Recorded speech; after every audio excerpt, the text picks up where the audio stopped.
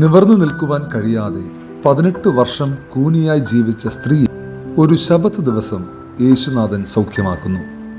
ശബത്തിൽ യേശുനാഥൻ സൗഖ്യമാക്കിയത് കാണുന്ന പള്ളിപ്രമാണി തൻ്റെ നീരസം പരസ്യമായി പ്രകടമാക്കുന്നു. സഹജീവിയുടെ ജീവിത നന്മയിൽ സന്തോഷിക്കുവാൻ കഴിയാത്ത ഇടുങ്ങിയ മനോഭാവത്തിൻ്റെയും ഏതിനെയും വിമർശനാത്മകമായി വിലയിരുത്തുവാൻ വ്യഗ്രത കാണിക്കുന്ന അനുഭവമാണിത്.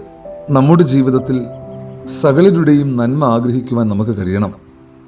ലോകാ സമസ്ത സുഖിനോ ഭവന്തു എന്ന സാർവലൗകിക പ്രാർത്ഥന പോലെ എല്ലാവരും ക്ഷേമത്തോടിരിക്കട്ടെ എന്ന് പ്രാർത്ഥിക്കുവാനും ആയതിലേക്കായി താല്പര്യപൂർവ്വം പ്രവർത്തിക്കുവാനും നമുക്ക് കഴിയണം.